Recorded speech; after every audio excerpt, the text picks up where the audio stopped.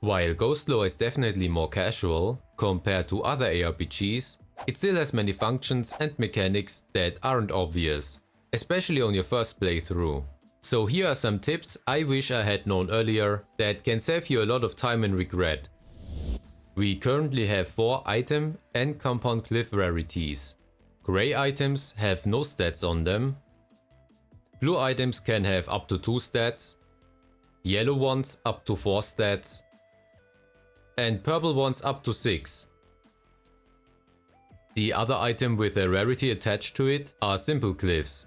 They come in grey rarity, which only has a base stat, and in blue rarity, which has 1 additional affix.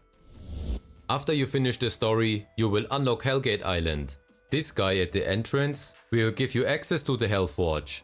This mechanic will be very important in endgame, since it's the only way to find junior items. The crafting materials are also very easily gained. They drop from elite and boss enemies in the Hellgate levels themselves. The trick I want to show you is that if you have a purple item like this with only 4 stats and you use the reforge function, once you replace any affix with a new one, you will automatically upgrade it to have 6 enchants.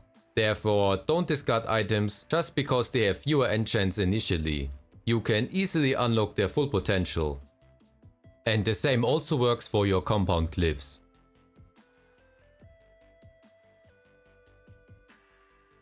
At the beginning I thought I can only reforge my actual items at the Hellforge, but yes, you can also reforge your compound glyphs here.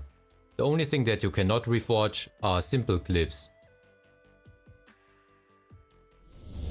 The game has a loot filter. Early on, it's not crucial, as you want to collect as many items as possible. But in the late game, you should definitely adjust the setting. I recommend using the rares and simple glyph setting, so those still show up as drops. The game will come from looking like this to this. The cost for entering Hellgates will become much lower once you beat it. If you die in Hellgates, you will have to start over from the beginning and pay the entrance fee again. An easy way to cheese Hellgates is by disabling autosaves and then manually save frequently throughout the run. So if you die, you can simply reload your game and continue.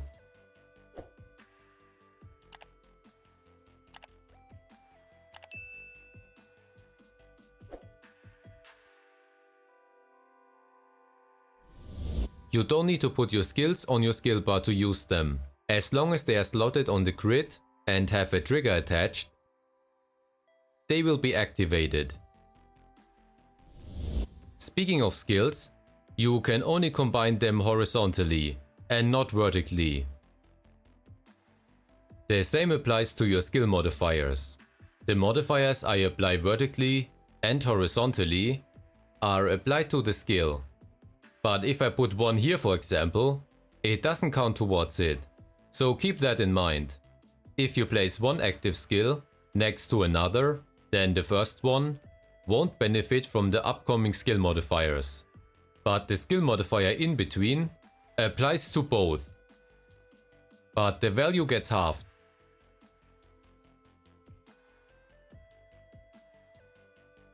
However, class bonuses don't block your skills.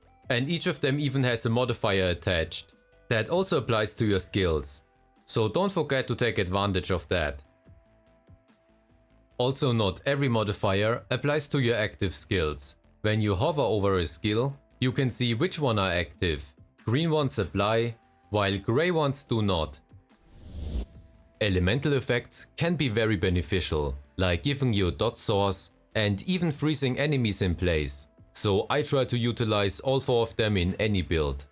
Good methods for doing this includes gems, enchants and compound glyphs. But the base trigger chance is really low, sitting at only 10%, which means you really want to boost that stat to reliably apply them. If you are wondering how to quickly refill your skill charges, then focus on the cooldown reduction on hit stat. This way you will never run out of spells. Just remember that this effect only triggers from basic attacks. Try to get HP and MP steal early on to ensure constant healing and a steady supply of mana.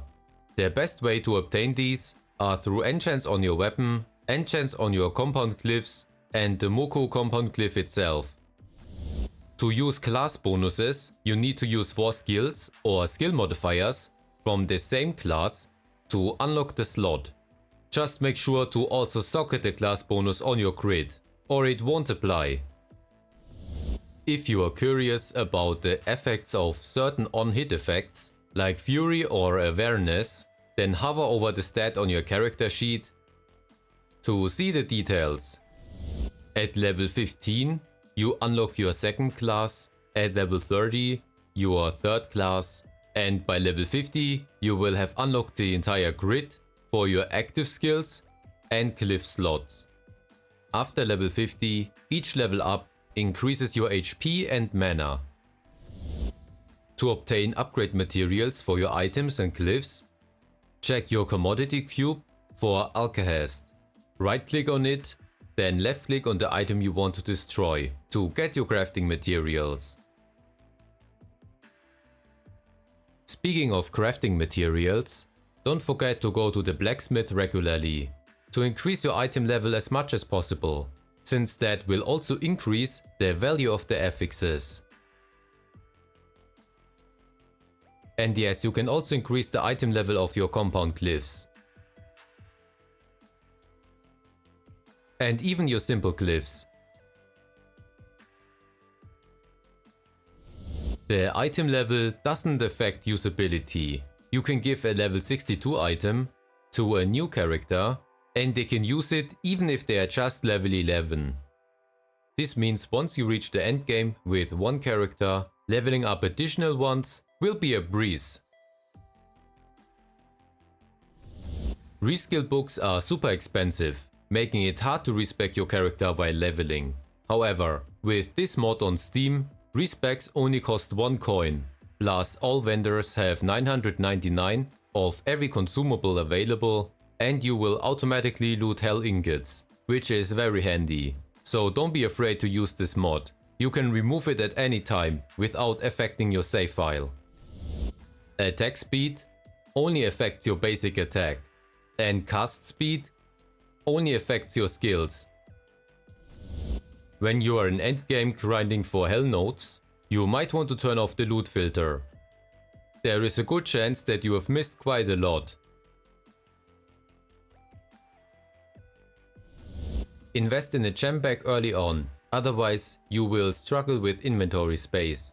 If you are playing on Steam and have this mod, you won't need to worry about this, as you will receive the gem bag along with the commodity cube from the first quest. I often forgot about the food buffs entirely. Don't overlook this system, as it gives you 6 free permanent buffs once you reach level 40, and you can even have up to 6 stats on one food item. If you want to cheese it until you get a 6 stat buff, disable autosaves and manually save and reload until you get it.